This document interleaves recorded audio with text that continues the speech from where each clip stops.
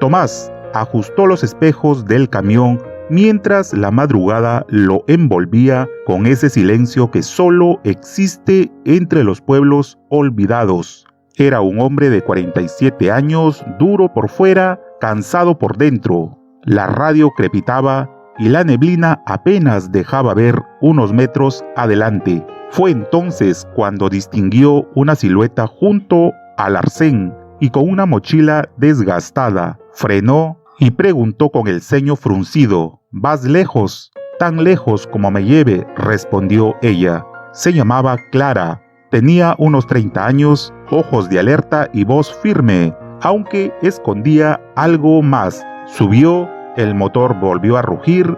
Durante los primeros kilómetros, Clara apenas hablaba. Tenía el rostro marcado por el cansancio y miraba el retrovisor con demasiada frecuencia. «¿Te sigue alguien?», preguntó Tomás con natural desconfianza. «No», dijo rápido, «solo tengo prisa». No era el tipo de mujer que uno encuentra haciendo dedo a las 5 de la madrugada. Había algo en su forma de respirar, de mirar hacia atrás. Algo estaba mal.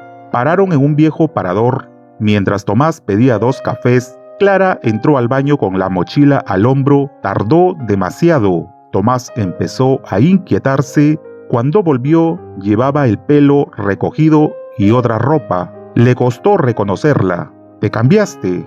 «No puedo dejar rastros», dijo bajando la voz. Tomás cruzó los brazos. «Mira, no quiero problemas. No los tendrás. Solo necesito llegar a la frontera».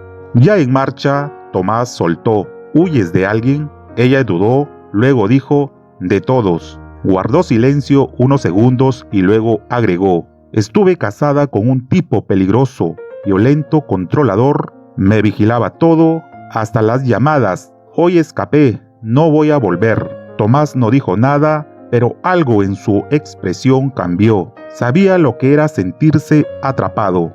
En una curva, una patrulla detuvo el camión. Los oficiales pedían documentos. Clara apretó los dientes. «¿Todo en orden, señor?», preguntó uno. «Sí», dijo Tomás, entregando sus papeles. Clara fingió dormitar. Cuando el oficial se asomó, ella giró el rostro. Tomás se adelantó. «Es mi sobrina. La llevo a ver a su madre enferma». El agente asintió. Tras unos segundos tensos, los dejaron pasar. Clara lo miró. «Gracias. No es por ti. Es que odio a los hombres que creen que una mujer es de su propiedad». Durante la noche, Clara habló, con detalles, con pausas que dolían. «Me revisaba el celular, mis redes sociales, me dejaba encerrada si no obedecía. Lo denuncié 2 veces, nadie hizo nada, así que hoy me fui mientras dormía. Él aún no sabe que me fui. Cuando lo sepa, no va a parar hasta encontrarme». Tomás la escuchaba sin interrumpir. El reflejo de la carretera en su rostro mostraba que no era solo empatía, era identificación. Al amanecer llegaron a un pueblo fronterizo. Tomás frenó en una estación. «Desde aquí puedes tomar un colectivo hasta San Pedro. Desde allí cruzas por un paso no oficial. No preguntan mucho». Ella dudó. «¿Y si me atrapan? ¿Y si me encuentra?». Tomás pensó unos segundos. La libertad siempre tiene un precio. A veces es la soledad, a veces es el miedo. Ella asintió y se bajó del camión con la mochila al hombro. Tomás volvió a su ruta. La cabina ahora parecía vacía, parecía más silenciosa que nunca. Revisó el espejo. No había rastro de ella, solo el asiento donde una mujer valiente se había sentado durante unas horas para cambiar su vida.